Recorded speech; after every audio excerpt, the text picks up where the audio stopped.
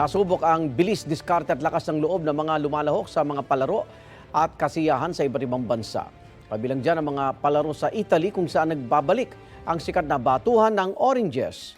Papasada ng UB Express Overseas.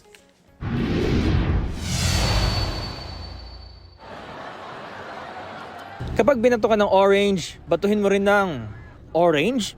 Ganyan ang kasiyahan sa taon ng Battle of the Oranges sa Ivrea sa Italy. Simple lang ang target, batuhin ang mga nakasakay sa float na sumisimbolo sa mapang-aping feudal lords. Sinasabing nagsimula ang tradisyong ito noong Middle Ages.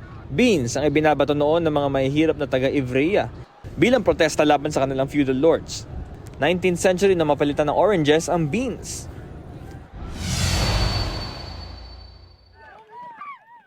Sa Egypt, nagbabalik ang camel racing matapos matigil ang 5 taon dahil sa COVID-19 pandemic. Bukod sa pabilisan, patibayan din sa init sa disyerto ang mga camel racer. May mga kalahok din mula Jordan, United Arab Emirates at Saudi Arabia. Ayon sa Egyptian Camel Racing Federation, isinulong nilang maibalik ang camel racing dahil malaking tulong daw ito sa turismo, ekonomiya at nakakapagbigay ng mas maraming trabaho.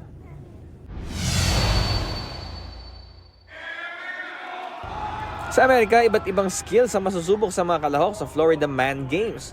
Mayroong pool noodle contest, human beer pong, lawnmower race, at patagalan sa mechanical alligator.